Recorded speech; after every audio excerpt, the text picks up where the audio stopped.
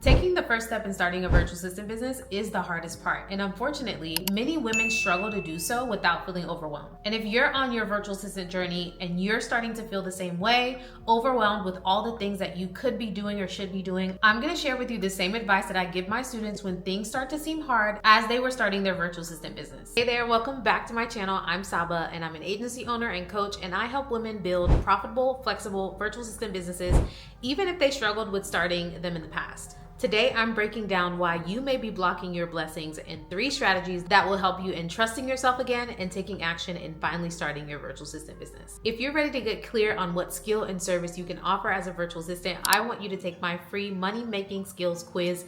It's linked below and it helps you identify exactly where you should get started. The real fear behind getting started. So many women believe, I don't trust myself to build something that actually works. And you might be feeling afraid that even if you try, you're going to fail.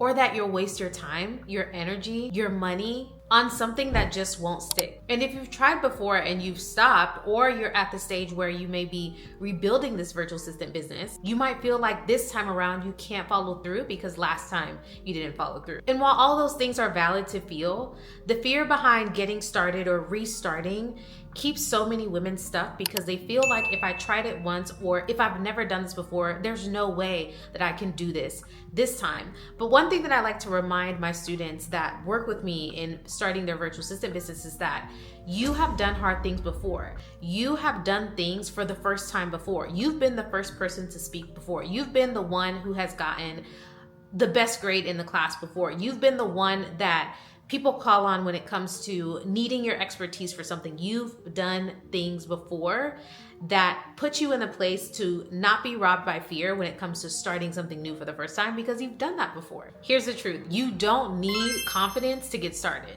Here's how you're going to build self-trust without feeling confident. Because here's the truth. You don't need to feel confident just to get started. What you need is a system that builds your trust through small wins. And while sometimes we're waiting for our confidence before we can take action, confidence doesn't come from hype or from being motivated. It comes from being clear and having structure. And in order for you to even get to being clear and having structure, you have to get started. And when you take action and follow a step-by-step process, you begin to trust yourself again, even when you're starting small. Let me know in the comments, has fear or lack of knowledge or even the fear of failure kept you from starting your virtual assistant business?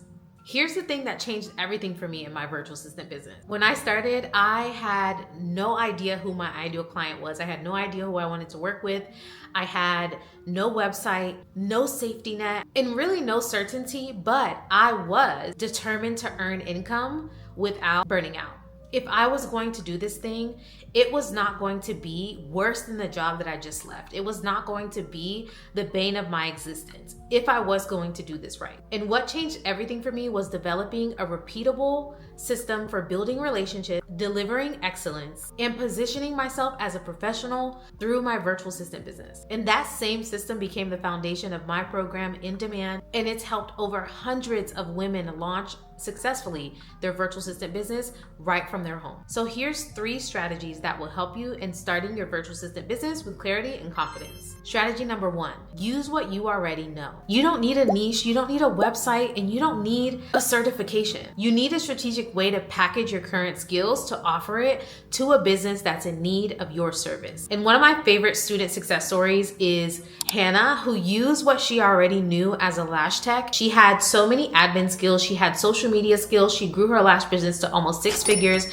And so she decided to use what she already knew in growing her lash business to take those same skills and offer them as a service to other beauty service providers. And with doing that, allowed her to kickstart her virtual assistant business and land her first client. Strategy number 2 is focus on conversations and not just content. Clients are gonna come from relationships and conversations and not just the algorithm. One of my students, Paula, landed her first virtual assistant client in 3 days of joining my program, all from being a part of the right conversation. She had yet to post content. She had yet to have to deal with the algorithm in the social media platforms. She was just a part of the right conversation, which allowed her to land her first client, because conversations will always take precedent over just posting content. And so what are conversations? Conversations is the engagement that happens on social media platforms or at in-person events. So that DM that you're sending, or that conversation that you're having, the comments that you're responding to, the conversation that you sparked in the grocery line, all those conversations could lead to a client. Strategy number 3, you want to deliver like a professional from day one. The goal isn't just to get hired as a virtual assistant. It's becoming the virtual assistant that clients rehire